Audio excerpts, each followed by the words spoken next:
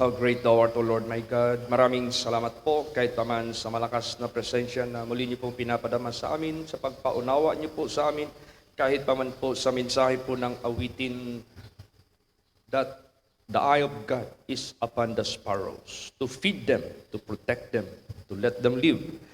Higit pa ang inyong mga anak na naglilingkod po sa inyo. They are more than the sparrows.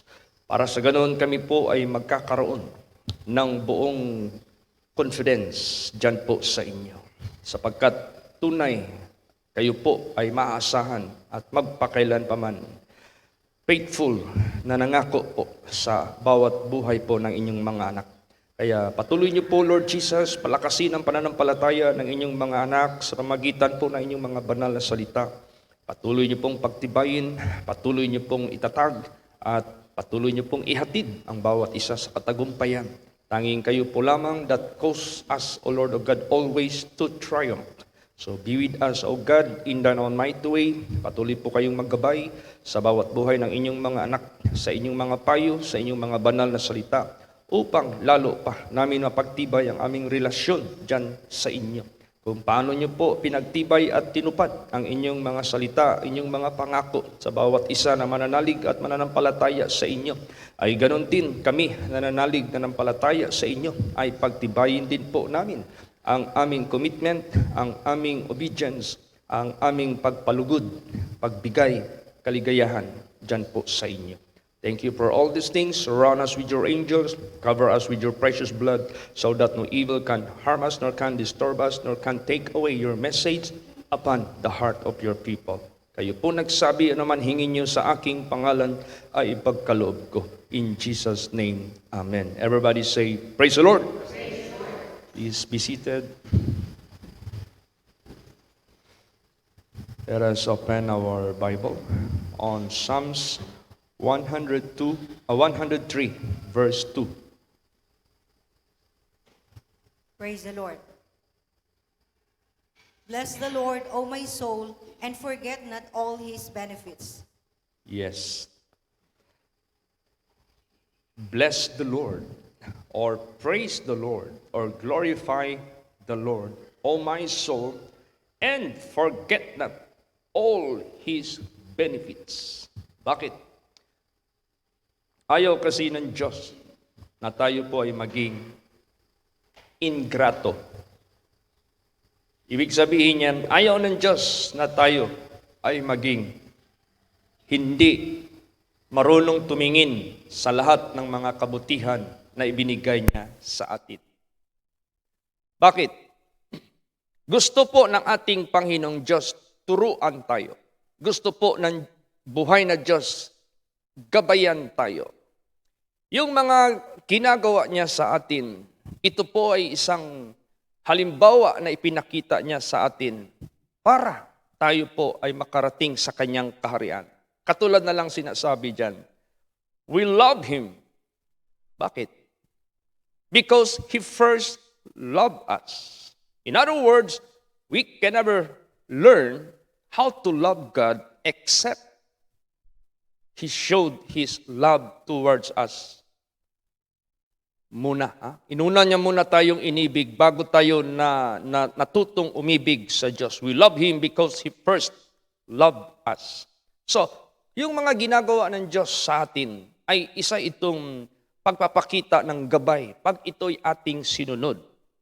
Subalit, kung lahat ng ginawa ng Diyos sa atin na ikabubuti sa atin, hindi natin pinapansin, hindi natin binibigyan ng kahalagaan, hindi natin tinatapatan ayon sa kanyang ipinakita sa atin, anong mangyari? Ikalulungkot yan ng Diyos. Bakit? Ginawa na niya ang lahat, ginawa na niya ang paraan para tayo matuto, para tayo matuwid, para tayo magabayan ng tamang paraan. Tapos hindi natin pinapansin yung kanyang mga ipinakita sa atin. Kaya kailangan wag tayong maging ingrato. Kailangan maging grateful tayo. Ano ba yung grateful? Yung bang marunong tumingin sa Kanya na gumawa sa iyo ng kabutihan para siya ay ating pasayahin, para siya ating pasalamatan, para siya ay ating gantihan. Kaya sinabi diyan, bless the Lord, O my soul, and forget not all His benefits. Ngayon, ano palang ginawa ng Diyos sa buhay natin? Di ba, all have sinned and come short of the glory of God, and the wages of sin is death. So, lahat ay sana patungo sa ikakapahamak ng kanyang kaluluwa sa walang hanggang kapahamakan. Pero may ginawa ang Diyos dito para hindi tayo mapahamak. Gumawa ang Diyos ng paraan para tayo ay matubos. Gumawa ang Diyos ng paraan sa pamagitan ng kanyang dakilang pag-ibig sa atin para wag matuloy yung ikakapahamak ng ating kaluluwa sa walang hanggang kapahamakan. Isa yan na napakalaking bagay na ating natamo mula sa Kanya. Na instead we will be suffering endlessly. Instead we will be in agony, non-stop, without end. Tinanggal niya yan, inalis niya yan, at pinalitan niya yan ng joy, peace, riches, glory, honor. Ganun ang ginawa ng Diyos sa buhay natin. So basahin natin anong benefit ang ating naangkin mula sa Kanya na huwag nating kalimutan. Basa 1 Corinthians 6:20. Praise the Lord. For you are bought with a price, therefore glorify God in your body and in your spirit, which are God's. Yan. You see, tandaan natin ito at huwag nating kalimutan na binili tayo sa isang halaga. Ano yung halaga? Sa pagbili niya sa atin, His blood. What do you mean of blood? His life. He offered unto us His life. By His blood, meaning to say through His death, offering His body at the cross. Anong sinabi diyan? Therefore, glorify God in your body and in your spirit, which are God's. What do you mean of that? In your body, in our physical body. Habang nabubuhay tayo sa physical, habang nabubuhay tayo sa sanglibutang ito, we have to glorify God. Pagdating naman ng panahon, this body will be going back where it came from because we are dust and unto dust we will return. But the spirit will return unto God. We will be still glorifying God the moment we are already in the spirit. So both of these, in our body, in our spirit, we have to glorify God. Temporarily, yung buhay natin sa sanglibutang ito, glorify God. Eternally, sa buhay natin sa spiritual, glorify God. So, yan ang gusto ng ating Panginoong Diyos. Out of all the benefits na ginawa niya sa atin, let us glorify God. Praise the Lord! Now, paano ngayon natin ma-actual, magawa yung pag-glorify sa Diyos? Ano pala ang ating previous, ano yung present natin, ano yung magiging future natin, dapat natin i-consider ang mga ito. Kung ano yung ginawa niya sa atin at ano ang nangyari sa atin ngayon by God's grace at ano ang magiging resulta nito pag iningatan natin. Basahin po natin 2 Corinthians 5:15. Praise the Lord. And that He died for all, that they which live should not henceforth live unto themselves, but unto Him which died for them and rose again. Ayan. So, tandaan natin yan. Pinakamatayan niya ang lahat. Para ang lahat na kanyang pinakamatayan ay wag nang mabuhay sa kanyang sarili. But the question is, there are how many people today in this world who are no longer living by themselves, but living for God, living for the Lord, living for Christ's sake? Ilan? Gagawa siguro natin ng survey. There are so few. Kunti lang. But never mind, be among them who are the few. Dapat makasama tayo doon sa mga iilan lamang sa sanglibutang ito. So huwag na tayong mamuhay para sa ating sarili. What do you mean of that? Are we going to put away ourselves? Ialisin na natin yung buhay natin? Ipahamak na natin? O walain na lang natin ito? Huwag na nating mahalin? Hindi yan ang ibig sabihin. If you really love yourself, you must believe His gospel.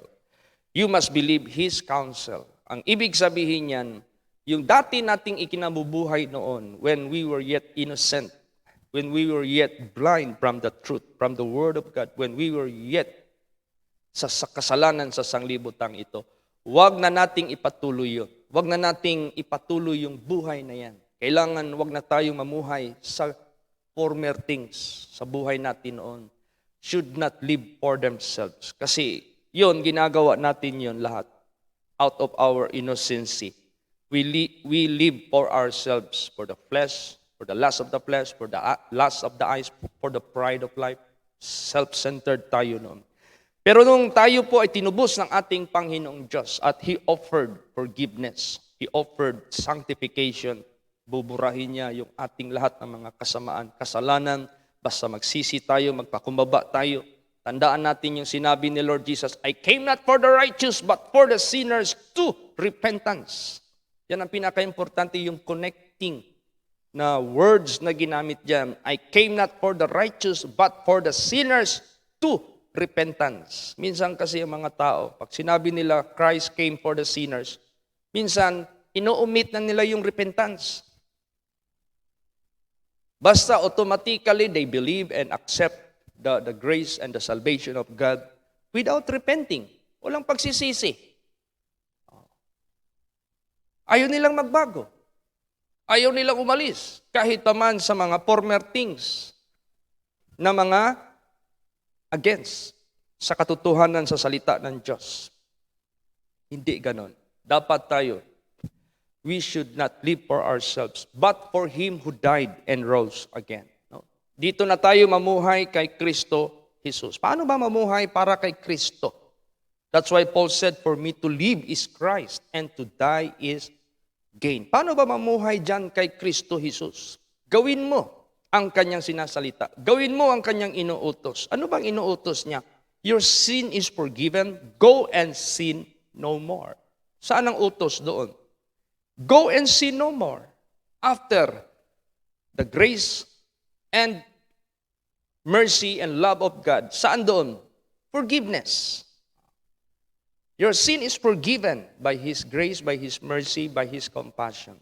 Then anong utos doon? Go and sin no more. Di ba utos yun? Go and sin no more. Yan ang gusto ng ating Panginoong Diyos. He that loveth me, keepeth my word. If you love me, keep my commandments. Kaya pag sinabing mamuhay na tayo kay Kristo, that is the keeping of His commandments. Praise the Lord. Yan ang gusto ng ating Panginoong Diyos. He died for all so that they should not henceforth live for themselves, but for Him who died and rose again. So ngayon, ano ang mga benefits na dapat nating hindi kalimutan? Forget not His benefits. Aside from that we should not forget all the benefits towards us. Meron tayong gaganti sa Kanya. Meron tayong, kung sa Bisaya pa, natay balos kaniya. Natay ipahinungod kaniya. Meron tayong ipapakita sa Kanya na Siya naman ay liligaya sa atin. Basahin natin yan. May tanong dito. Basahin. Anong tanong ito na dapat nating sagutin? Psalms 116 verse 12. Praise the Lord. What shall I render unto the Lord for all His benefits toward me?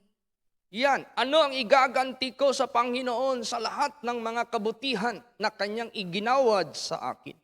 Unsay akong ibalo sa Ginoo sa tanan nga iyang gipakita kanako nga kaayuhan? What shall I render unto the Lord for all the benefits towards me? Ngayon, can we pay Him with much money? No. Siya na ang may-ari sa lahat. Do we give such burnt offering for sacrifices? No, kanya lahat ang mga animals. Ano ba talaga ang dapat nating gagawin para makaganti tayo dyan sa Panginoon? Of course, kung gaganti ka na lang, kung gaganti o gagawa ka man lang ng out of gratitude mo sa Panginoon para makaganti ka sa Kanya, makarender ka sa Kanya para sasaya siya, siyempre, pipiliin natin yung maligaya siya. Pipiliin natin yung gusto niya. Pipiliin natin yung ikasasaya niya. Ano ba talaga? Una, ano ba talaga ang number one na ikinasasaya ng Diyos na mangyari sa atin na gagawin natin sa Kanya?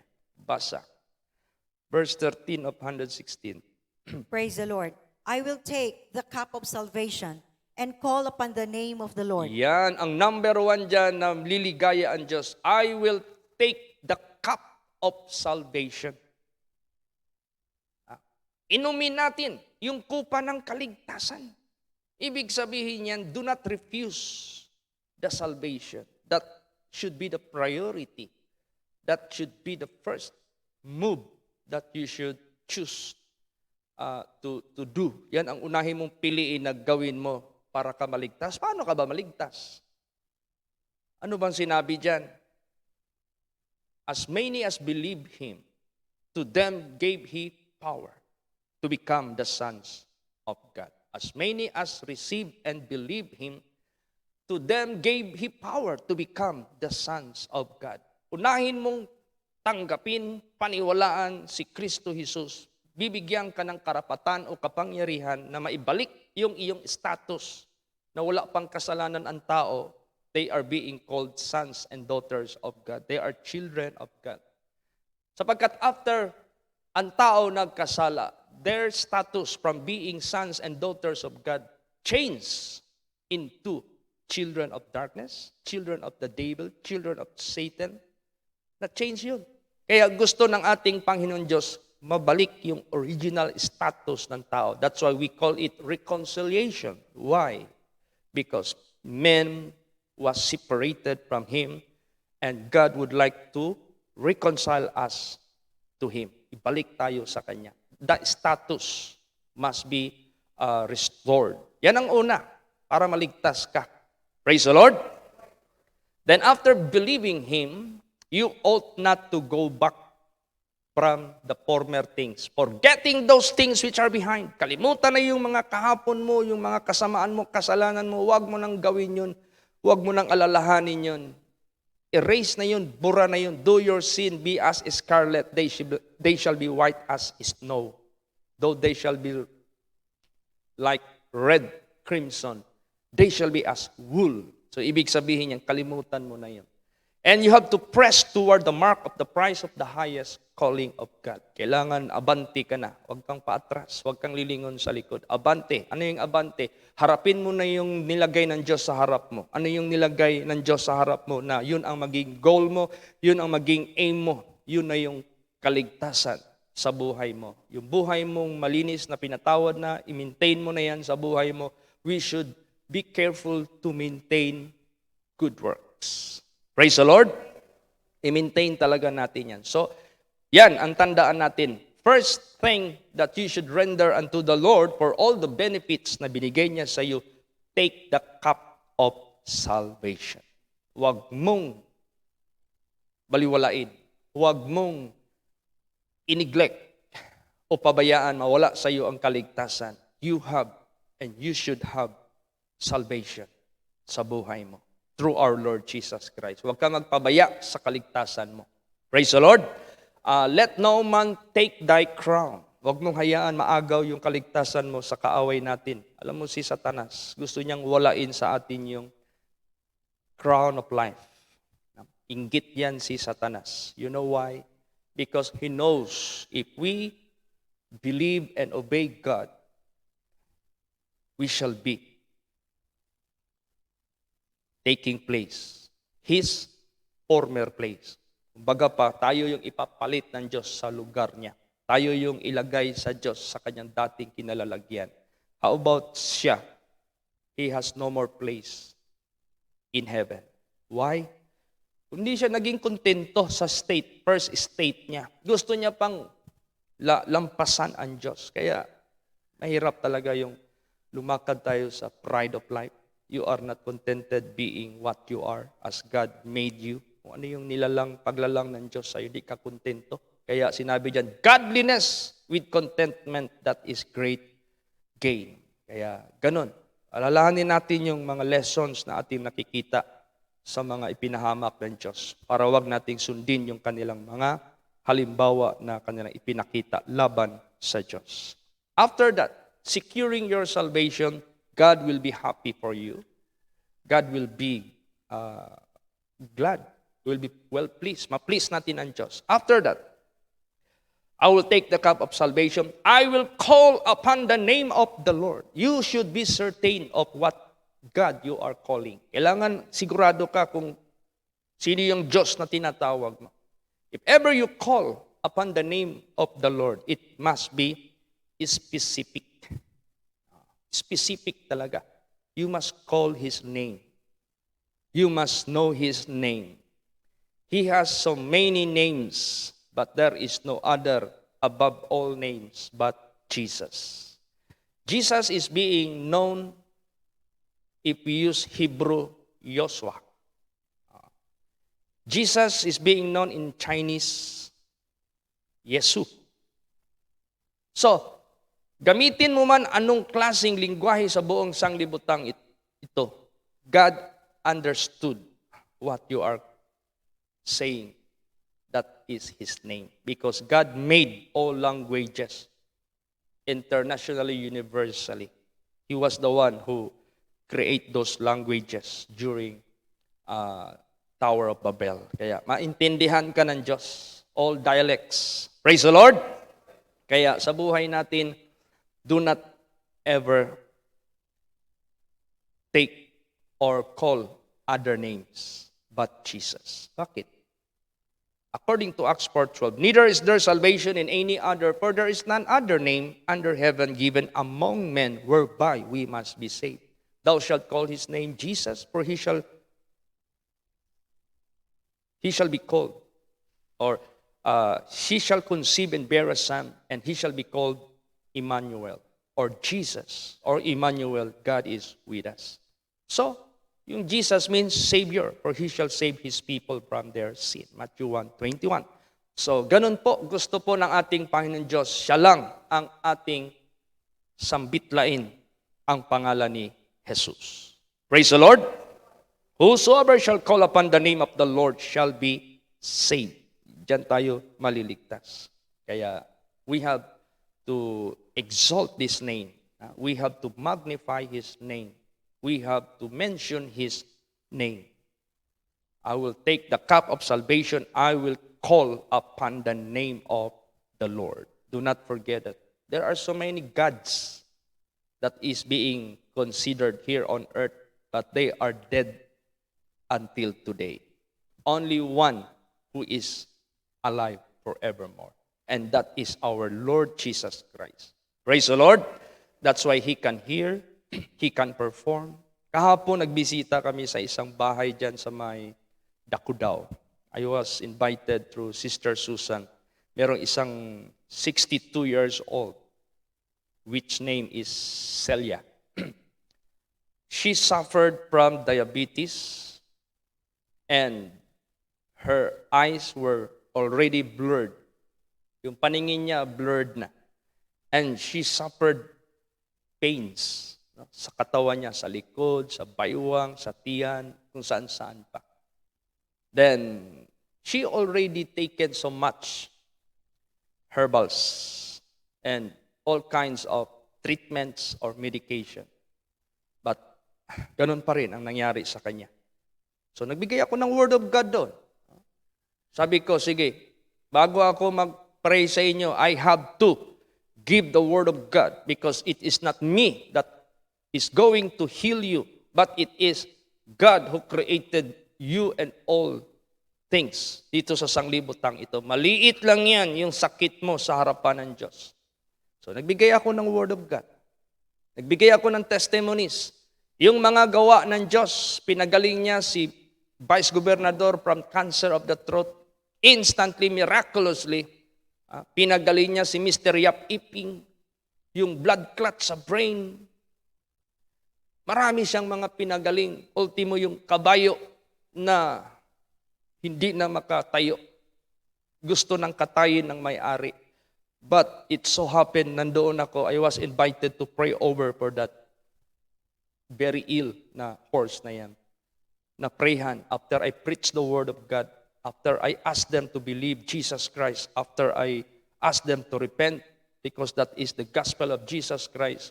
Pag-ampo na ako, pag-pray ko, sabi ko, Lord, wag mo akong pahiyaan, paggalingin mo itong kabayong ito. Naniwala yung may-ari. Ang daming nakatingin dito, ang daming nakarinig sa word mo. Lord Jesus, you perform a miracle. I believe that you are the God of all flesh and there is nothing too hard for you. Pag-pray, instantly, miraculously, that very moment, the horse was able to stood by himself and walk by himself until perfectly healed. Praise the Lord. Yun, narinig nila yung mga testimonies na yun. Yung nagsisi siya, pinrehan ko. Sabi ko, hindi kami pumunta dito to convince you to any religion. Kasi meron silang grupo.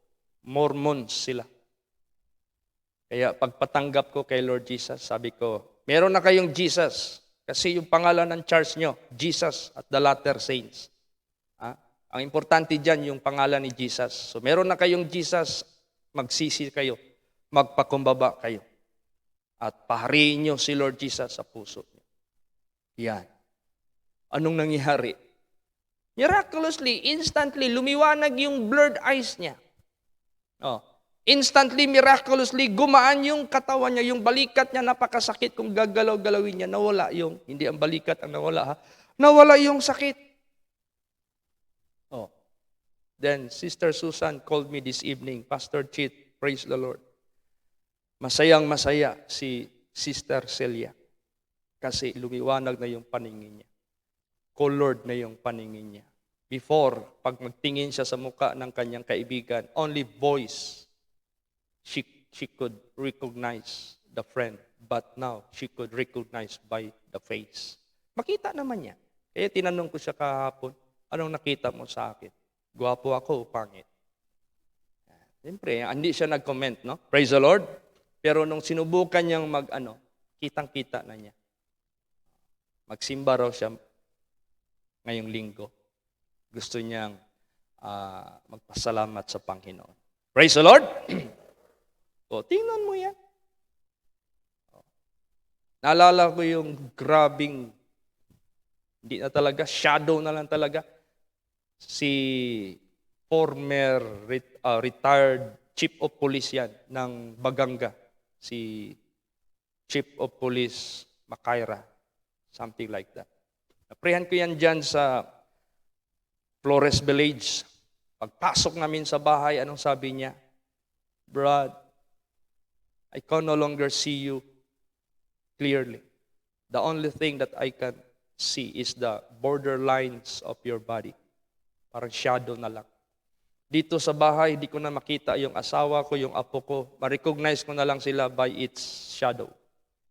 Sabi ko, grabe na ito Wala ng image Kung sa negative. Parang film ba na negative? Image lang pero wala yung clarity, yung clear talaga na details ng mukha mo, kung ano yung tsura ng ilong mo, mata mo, wala na, image na lang. Alam mo, nagbigay ako ng Word of God. Kaya importante talaga. They should accept Jesus and believe our Lord Jesus Christ because He is the physician. He is the great Savior. After I preached, he repented. After that, pinrihan ko siya. Pagbukas ng kanyang mga mata, praise the Lord, biglang bumalik yung kanyang paningin na maliwanag. Niyakap niya yung apo niya, niyakap niya yung misis niya. Sabi niya, salamat, I can now behold the beauty of my wife. Praise the Lord. Ang saya-saya ni retired Makaira. Kaya, ganun. Gusto ba ng ate? Yung papa lang ni Brad Silio dito. Ilang beses yung kinabitan ng catheter na hindi lumalabas yung ihi. Nung nagsisi sila, nagpakumbaba sila. Ang akala nga ng mga tao doon, patay na yan eh. Nagtaka sila, bumalik doon sa kanilang lugar. Uy, buhay pa pala. Wala nang nakabiti na hose. Ayun. Sino ang nakilala nila nagpagaling? Di si Lord Jesus Christ. Praise the Lord. Kaya, huwag nating kalimutan. Tumawag sa kanyang pangalan sapagkat His name, the only one that can save us from kapahamakan sa sanglibutang ito. Alright. Ano pa? Ano ibig sabihin drink the cup? Pag sinabing drink the cup of the Lord para sa kaligtasan mo, pag umiinom ka na sa kupa ng Panginoon, huwag ka nang uminom sa kupa ni Satanas. Hindi committed ka na sa Panginoon, tapos meron ka pang sideline, parang marriage din yan eh. Nakipag-commit ka na sa asawa mo. Mahal na mahal mo yung misis mo. Yung pala, meron kang ibang babae na iniinuman din. Sa kauhawan mo, doon mo rin iniinom. Mali yun. Ganon din sa Panginoon. If ever you are already drinking the cup of the Lord, do not ever drink at the same time with the cup of the devil. Basahin natin yan. 1 Corinthians 10:21. Praise the Lord. Ye cannot drink the cup of the Lord and the cup of the devils. Ye cannot be partakers of the Lord's table and of the table of the devils. Don't ever do that. Huwag nating gagawin yan. Na at the same time, isabay-sabay mo. Pupunta ka dito sa simbahan para masatisfy ka sa spirituality mo. Paglabas mo, engage ka din doon sa kasalanan, sa kasamaan ng mundo. Satisfied din yung laman mo. Dito, satisfied yung espiritu mo. Doon, satisfied yung laman mo.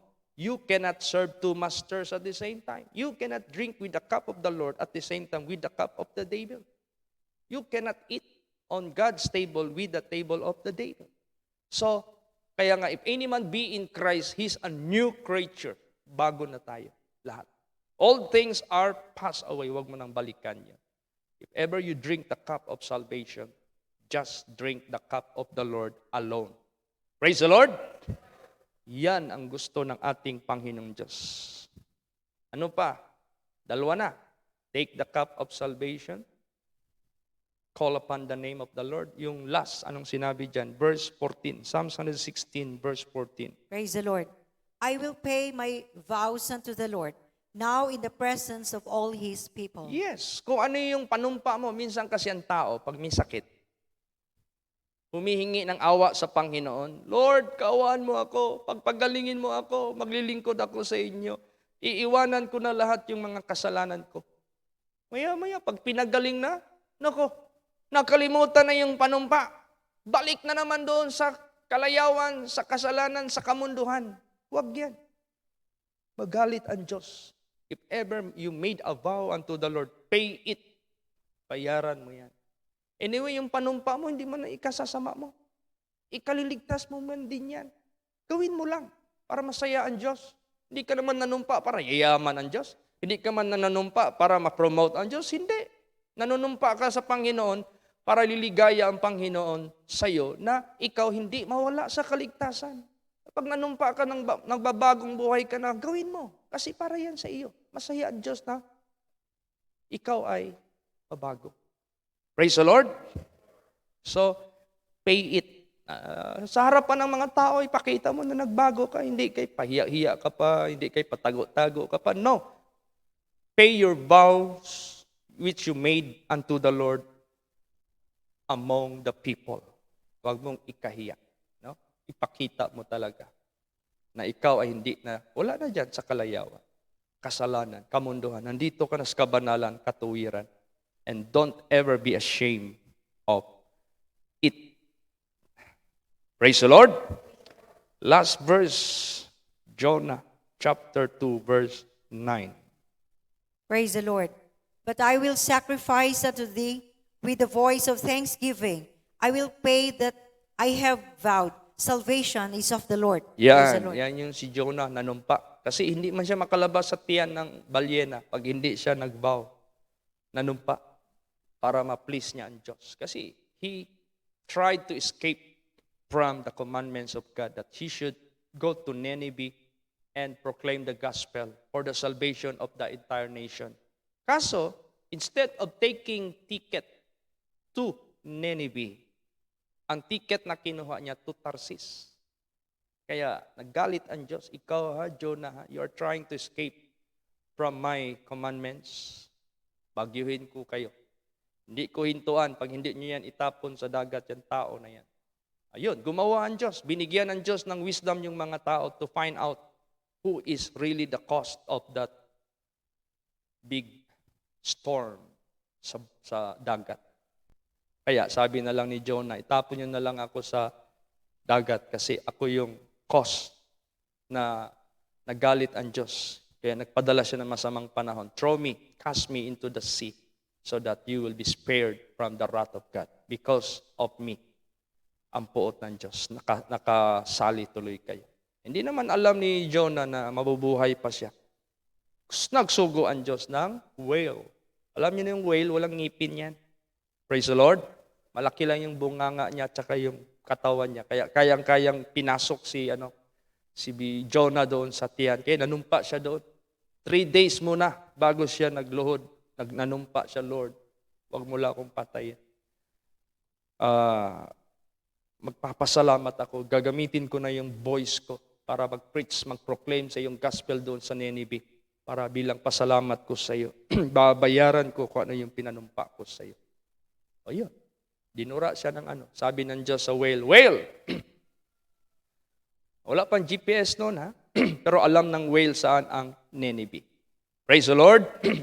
Whale, bring that man into the shore of Nineveh.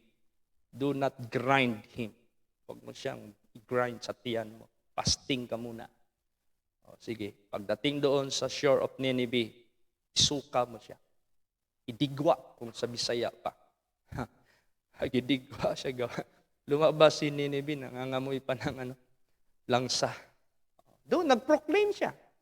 Yung voice of thanksgiving, yung voice niya, ginamit niya para i-proclaim doon sa Nineveh. Repent!